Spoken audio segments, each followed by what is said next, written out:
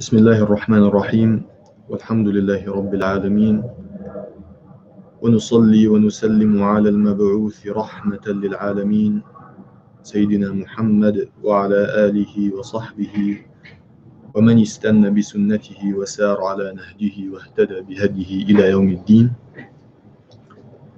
أما بعد فاللهم علمنا ما ينفعنا وانفعنا بما علمتنا وزدنا علما وعملا خالصا لوجهك صوابا لسنة نبيك.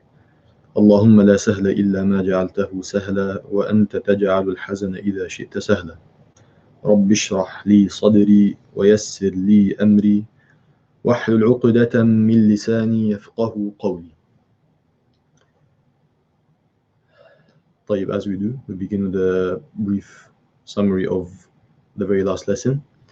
We covered in the last lesson the very last section to do with the basmala and the isti'adha, and that is the valid ways of reciting the isti'adha and the basmala and the beginning of the surah, as well as covering the exception to the basmala case, which is Surah Bara'ah, Surah Tawbah.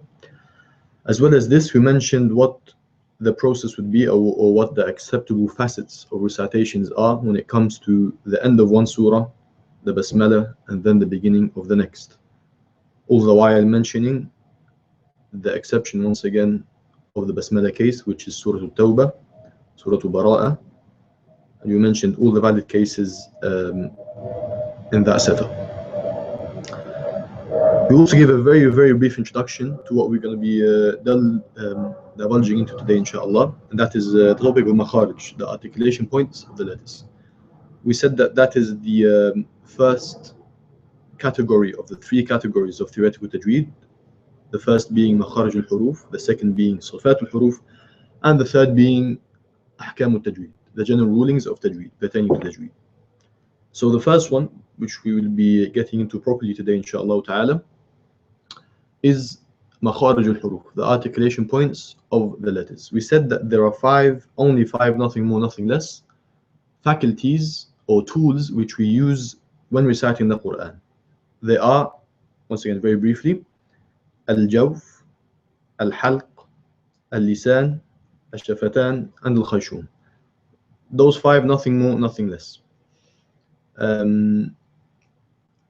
What we aim to do today, inshallah ta'ala, is take them one by one from furthest away from the mouth to closest, meaning from the bottom up, so to speak, and explain exactly what we use them for, or what letters, if any, come out of those specific articulation points. طيب, without further ado, billahi tawfiq. Top left, I'll just put all of them up quickly so for your own references. Number one, we said, is al-jawf,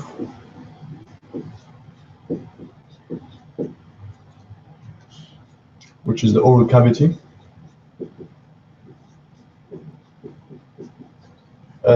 Some refer to it as the emptiness in the chest, or the emptiness in the mouth and the throat. Whatever the case, we'll explain what it is now.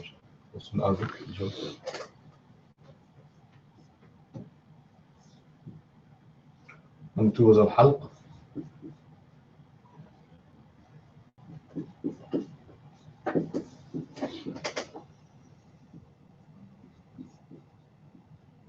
Throat. Number three was al-lisan. The tongue.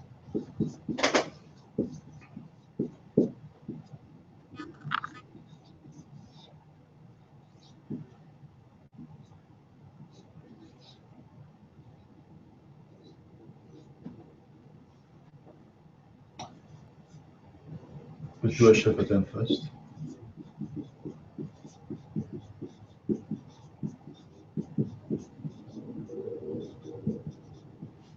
The lips, or more precisely the two lips, but we have to anyway, so we'll have to specify. Al-shafatan.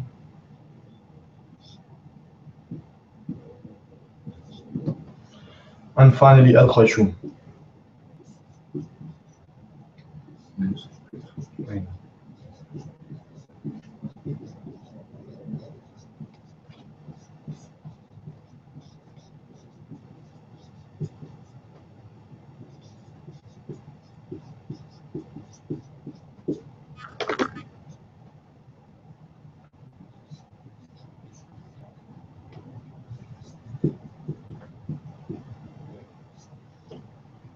Those are the 5 faculties of pronunciation or tools of articulation that we use when pronouncing the Quran. Nothing more, nothing less. Everything that we use when pronouncing the Quran will fall under one of those 5 categories, and not outside them, inshallah. طيب, we'll take them from the beginning, inshallah ta'ala. First, we'll start with al-jawf. طيب, we mentioned in the very first lesson that there are 3 basic vowels in the Arabic language. They are al-fatha, al-dhamma, and al-kasra. To take the hamza as an example, it would be a, I, u. We also mentioned towards the very end that for each vowel case there is a long vowel version, meaning if we take each vowel and add next to it its appropriate elongation of that same vowel, it would be twice as long. If you didn't catch that, we're going to get to it properly, inshallah ta'ala. That is essentially what al-jawf is responsible for. Let's write that properly, inshallah.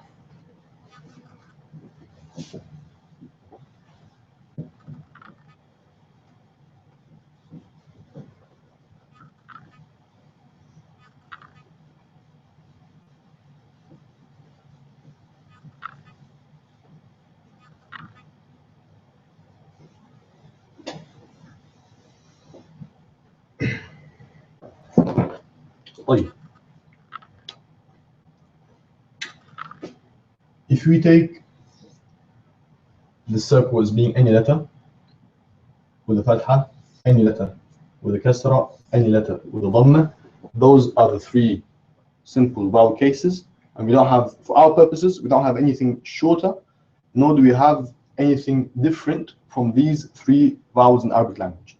A, I, U, if it was a hamza. طيب. Each one has its own appropriate. Before we get to that, since this is the basic unit, as we just mentioned, we say that this is equal to 1 unit of elongation.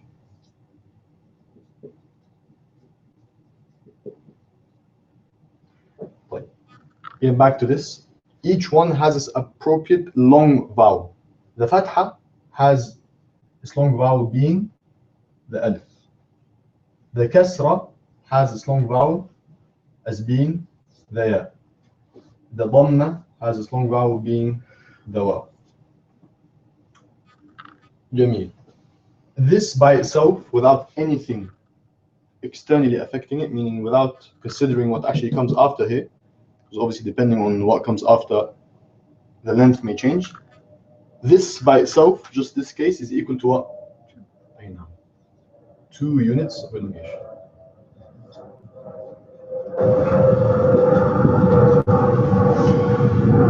Jameel. Long story short, this is what al-jawf is responsible for. Let me give you a practical example, because just to taqrib al-fikra, just to make the idea nearer to your minds.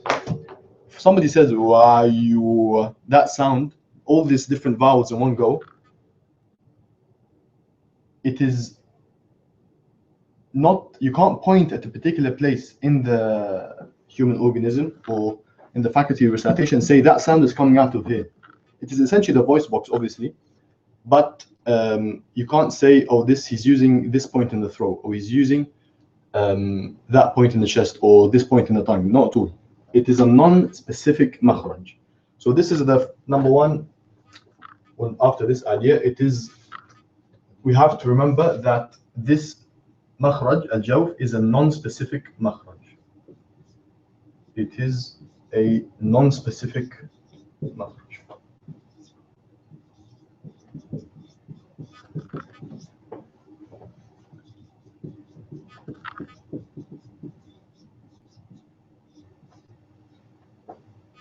or articulation point, obviously.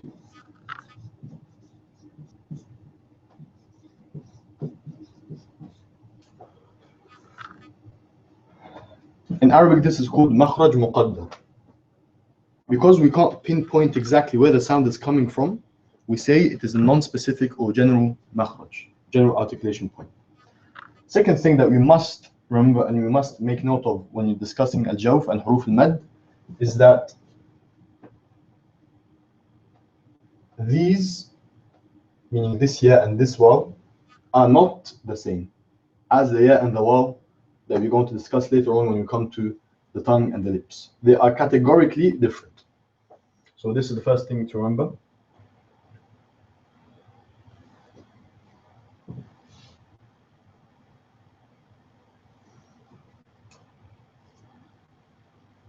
So let's put it that way.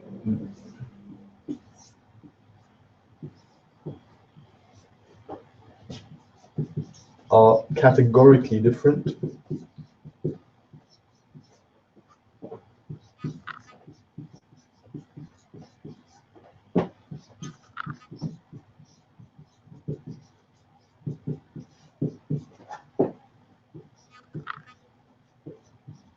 from normal or specific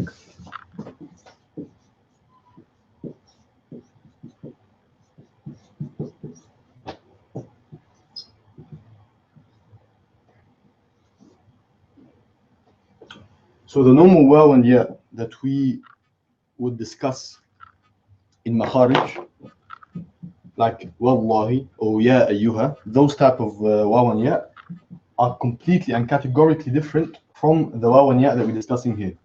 Here are the following differences. Number one, afwan, before I get to that, the alif, obviously we don't need to mention it because the alif would never get a haraka in the first place. Yeah? This alif is intrinsically an alif maddiyah. You can't have any other form. That's just how it comes. It doesn't come in any other form. However, we have to specify and clarify the cases or the nature of these two letters, the ya and the waw, just to differentiate between them and the waw and the ya that will be covered when we discuss the lips and the tongue respectively. So this ya and this waw have the following characteristic. Number one, they have sukoon. Yeah, they must have sukoon. They cannot have any other haraka. For example, that will straight away take away قُلْ هُوَ اللَّهُ أَحَدٌ. Huwa, the waw in huwa, straight away that does not become a waw mad because why? It has a haraka, it has a fatha. So the point stands, they must have sukoon. What's the second issue? The second issue is that they must be preceded by the respective small vowel or the short vowel. Meaning, the letter before the waw sakin or the letter before the ya sakin must have a dhamma or a kasra respectively. So even though the ha in قُلْ هُوَ اللَّهُ أَحَدٌ, even though the ha has a dhamma, it's still, the waw is not a waw madiyya because it has a haraka. So these two conditions must be satisfied for a waw to be a waw madiyya or a ya to be a ya madiyya. Let's actually write that down. I think we mentioned it by terminology, but we didn't write it down explicitly. So this ya and this waw is called the ya madiyya and waw madiyya, not to be confused with the ya al-lisan and waw al-shafatan or shafatayn. طيب, we'll take 1 point out because I should just write it here.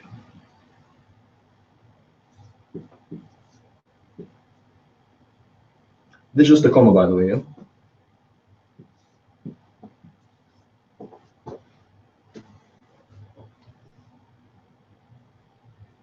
Are called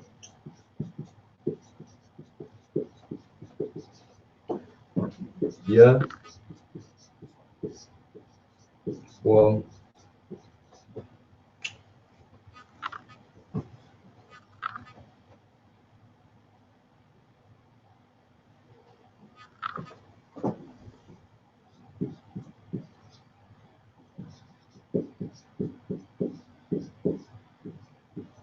مادية perspective.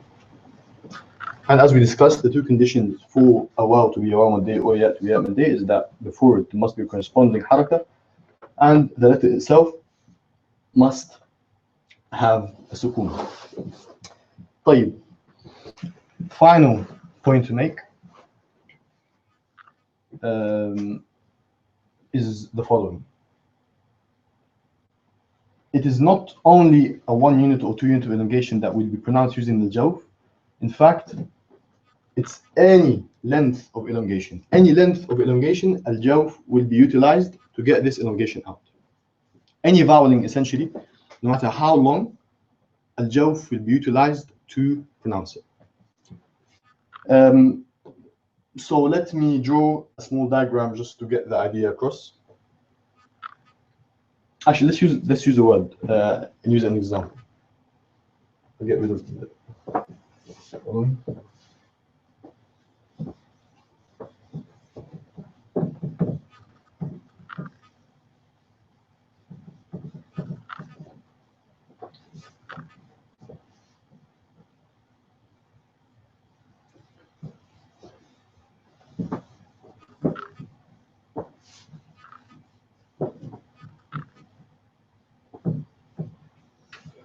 طيب. If we take the word خرجوا as an example, yeah?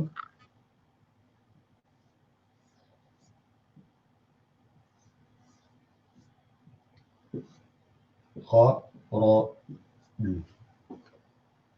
This alif, first of all, is not pronounced. If you open your mushaf, you're going to find a small Arabic 5 on top of it. It's only there out of convention.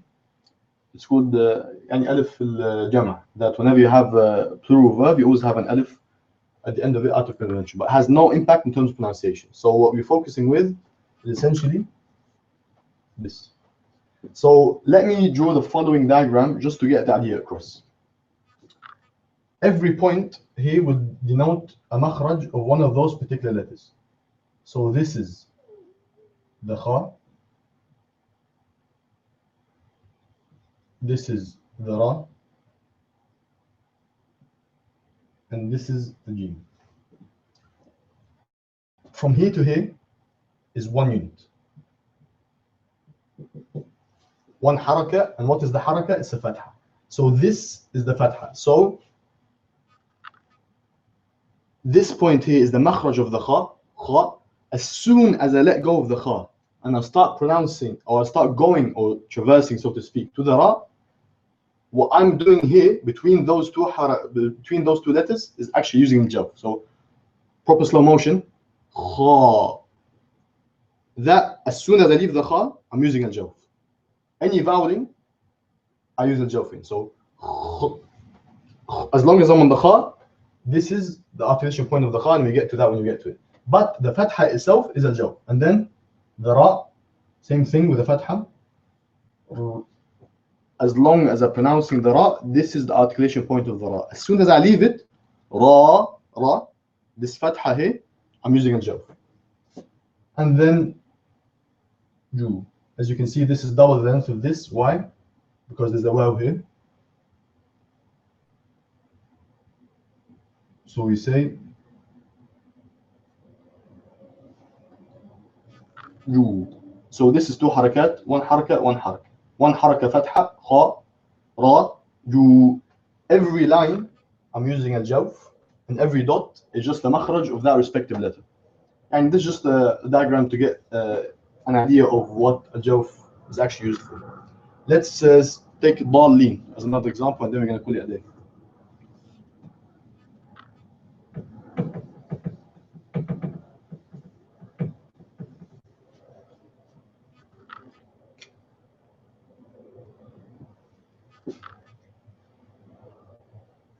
ضالين in the ending of Surah Al-Fatiha.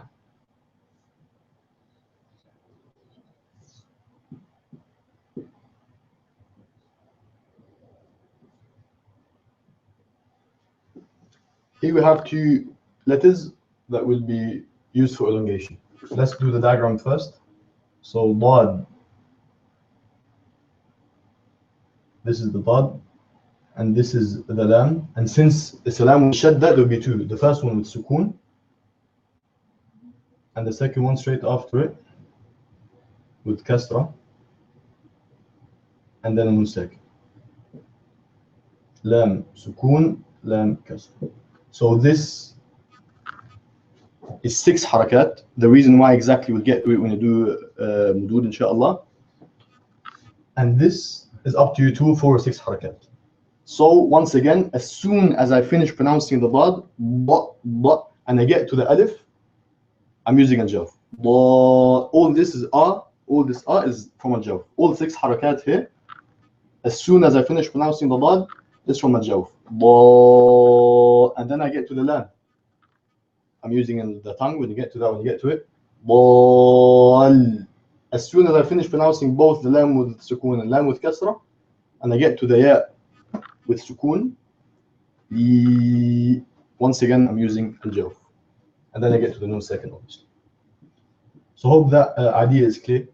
That any time, whether it's fatha, dhamma, kasra, or anything above that, up to 6 harakat, you are using al-jawf to do that vowelling, that elongation. Clear, inshallah? Well, that's al-jawf, pretty much summarized.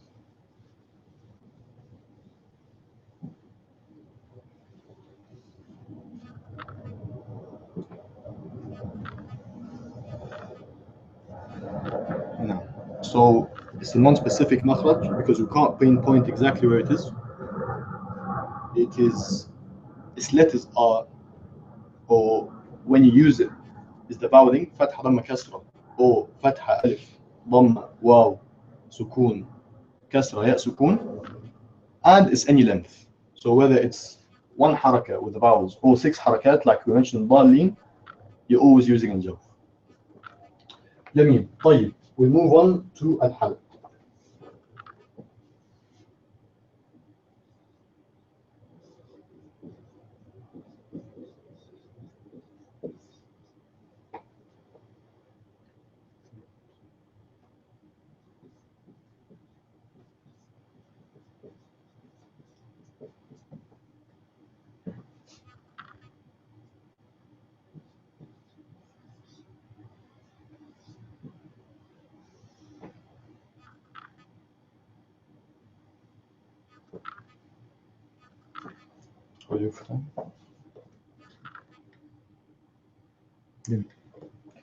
طيب, we'll probably do al-halq and finish, most likely. طيبون. Al-halq, there are 6 letters that come from al-halq. So while for al-jawf we couldn't pinpoint exactly how many letters because it's not quite letters, it's just any vowelling or any elongation comes from al-jawf. With al-halq we know exactly how many letters come from it. And every single one, since they are letters, obviously they are specific makharij, not non-specific like al-jawf. So we put here 6 letters.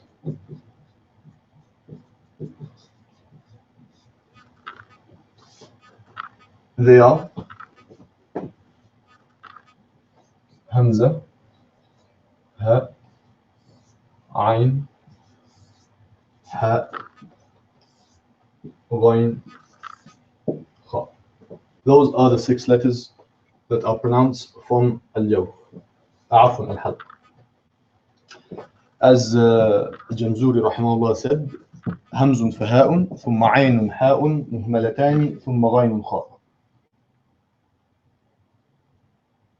And this order is actually deliberate, it's not arbitrary. The reason being is the following.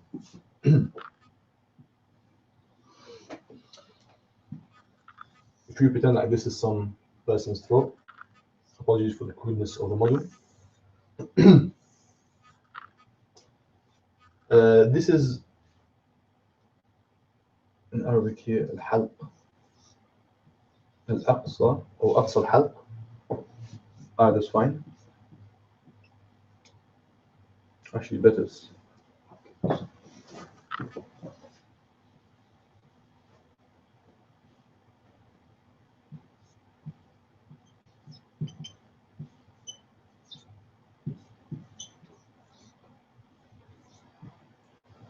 Or furthest point of the throat. By the way, the reference point in any text of Tajweed, any book of Tajweed you get in terms of furthest and closest is always with reference to the mouth or the teeth or outside the mouth, to be specific. So if somebody says furthest, it probably means furthest from the mouth. And if somebody means closest, it means closest to the mouth. So أقصى الحلق, the furthest point of the throat, it just means it's furthest away from the mouth. Furthest point of the throat.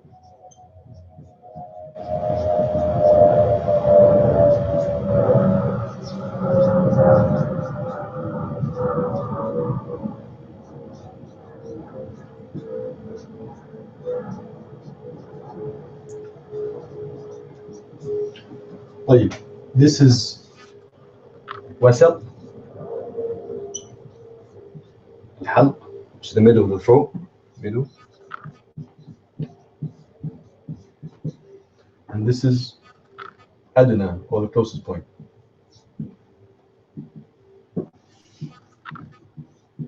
Closest point or nearest. Meaning, once again, nearest to the mouth.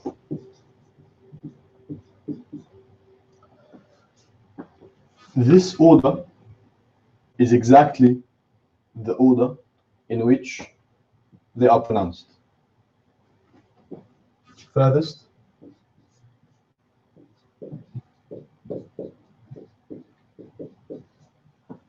to closest or nearest.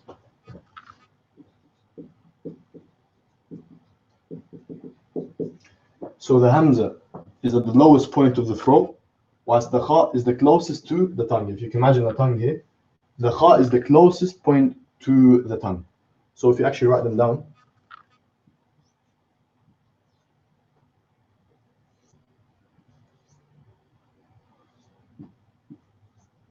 we have something along those lines. And this is actually one of the cool points about Tajweed, you can say, and Makharij. If you actually try it out for yourself, just put a fatha on each one of those and actually try it, you can feel the makhraj going up the throat. So if you say a, ha, a, ha, gha, kha, you are literally moving up in the throat. And it's quite a nice thing when you realize that the scholars of Tajweed weren't actually messing about when they laid out the science. They actually knew what they were talking about. So once again, do try it out for yourself. Just take each one of those letters and put any haraka on it, let's say a fatha, and pronounce them in this order, and you realize you can almost feel the makhraj going up your throat. A, ha, a, ha, gha, kha. طيب, a few things to mention, a few things to mention. Number one is that these 6 letters, or this group of letters, is actually special for another reason. When we come to Ahkam al-Nun al-Sakina and Tanween, this group of letters will come up once again. So do keep it in mind.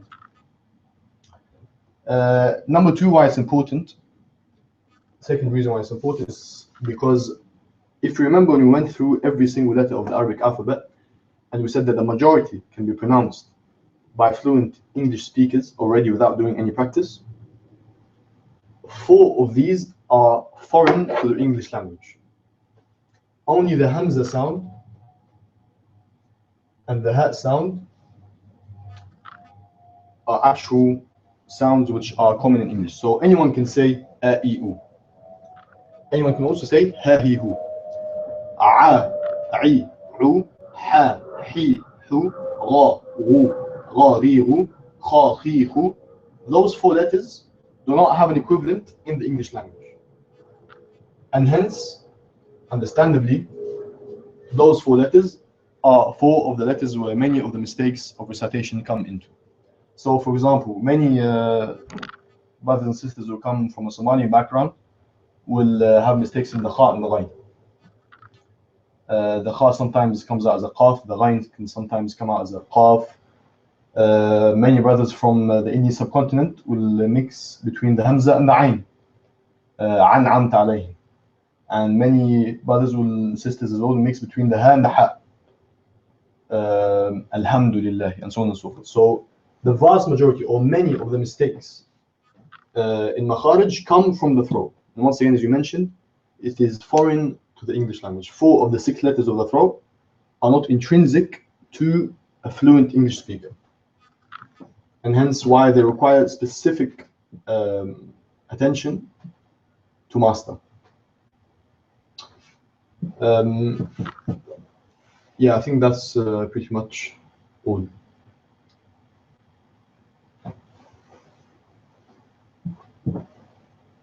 What perhaps would be useful, or we could do that ourselves, and we'll see depending on time. Yes, fine. We can go through actual examples where each letter comes up in our word. So one word in Fatiha, which is obviously very important, is an'amta, because the Fatiha itself, some scholars have said that without a sound Fatiha, your salah is not sound. Ala kulli hal, an'amta, it's important that you get the hamza in the beginning correct, and the ayn correct, not an'amta or an'amta. Alhamdu, not alhamdu, and so on and so forth. I think what we'll do is that we'll actually address another misconception. The reason why there are many brothers and sisters who have problems specifically with the hamza and mixing it with the ayn is because of the, as you can see, the similarity in its rasm and how you write it. So we'll address that quickly, inshallah. Hopefully that's clear so far. Yeah, inshallah.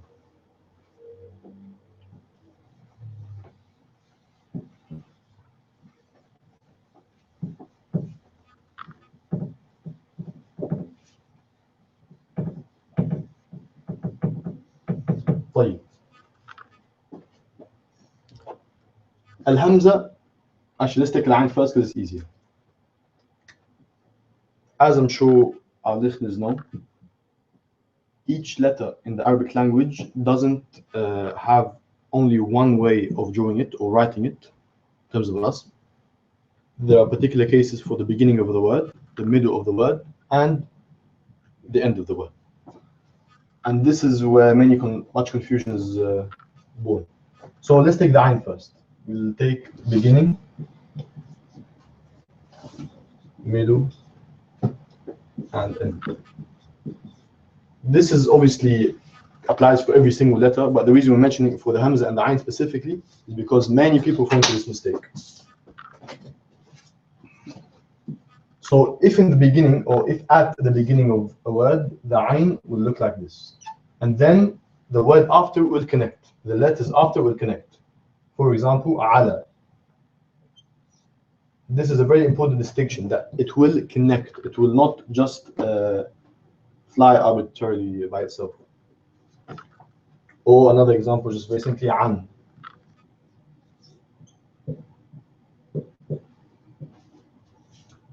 طيب. Middle will be either like so. That's how you're going to find it written in the Quran. And some people like it like this, but officially it will be like this. This is the proper way to write it in the middle of the word. As an example, we'd say يعلم or يعلم.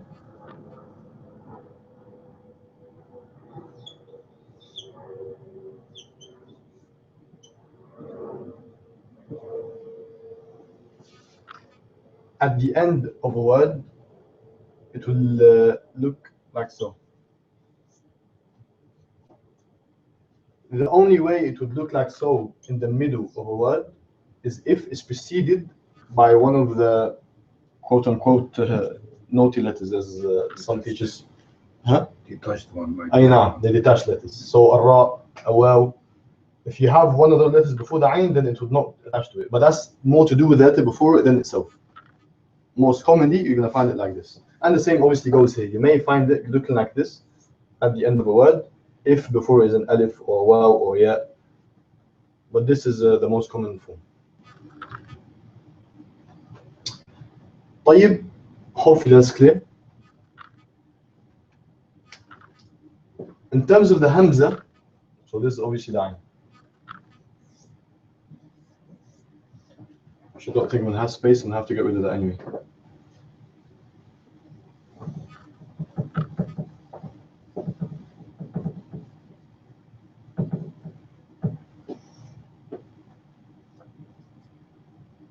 it has, to be honest with you, I don't think I'm going to be able to do this because it has so many different forms. I'm just going to write a few of them. So this is one way to write the hamza at the beginning. You can also write it like this. Like in the Quran, you find amanu written like this. Aman. You will not find this for aman in the Quran. You're going to find it for different reasons. You're going to find it with elongations. You will not find it for this. This is something to keep in mind as well. But dalin or ma or things like that, you're going to find it written, an alif will have a little wavy line on it. But you will not find this sign that we just rubbed off as an example of a hamza after an alif. This is more used in modern standard Arabic or keyboard Arabic, so to speak. So these are two examples. Another example is this. This one has a kasra. This one has a fatha or a dhamma. Most importantly, if you noticed, the hamza is not attached to the letter after it. The hamza will never ever attach to the letter after it, unless it's on a plate. The middle, you can have it on a waw. You can have it on a ya, or not a ya, a plate. That's not a kaf. I do not mean to write it. Like the same quote unquote plate that you find like a ba or a ya, but instead of the dots, you're gonna have a hamza on top of it. You can find it like this. You can find it like this as well. I think. Actually, I'm not sure about the last one. At the end, almost always going to be by itself. Almost always. Other times, you're going to find it like this. At the end of the word as well. But these are very, very rare occasions. Almost always, you're going to find it like so. The hamza does not attach to the letter before it or the letter after it. So that is how to distinguish the hamza from the ayn and not get confused in terms of pronunciation. And the final piece of advice that we give is practice makes perfect. عفوا أي نعم هذه مثلها طيب جزاك الله خير. Practice makes perfect. Get really difficult words that are challenging for you in terms of pronunciation, and really try to go for them. Like al-a'la, you have a hamza with a fatha straight away afterwards, a ayn with a sukun. So something like this will ensure that you really put out of your comfort zone, and once you put out of your comfort zone, you learn how to deal with it. So that's probably one of the best advice, piece of advice that you can give for practice.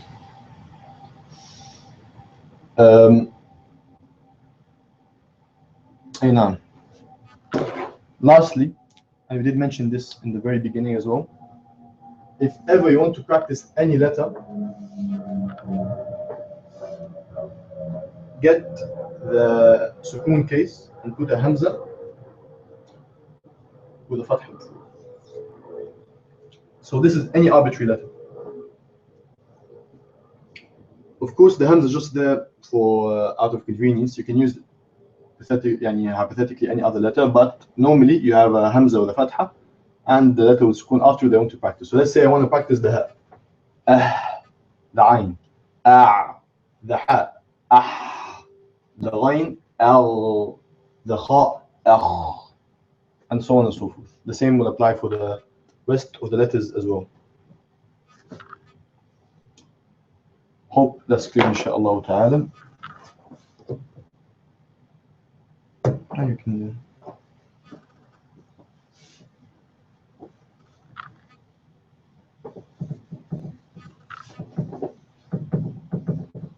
any questions, inshallah?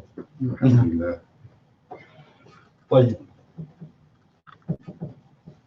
The next topic, inshallah ta'ala, will be al-lisan, and this is where things get really complicated and really very fine-tuned.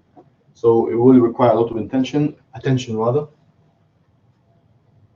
and we probably won't start today. I'm just going to make the following notice.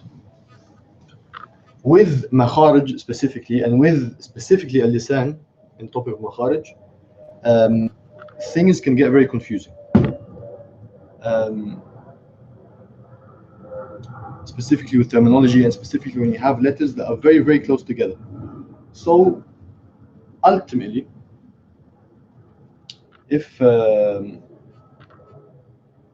all this you find overwhelming, the most important thing, and that which we advise all listeners,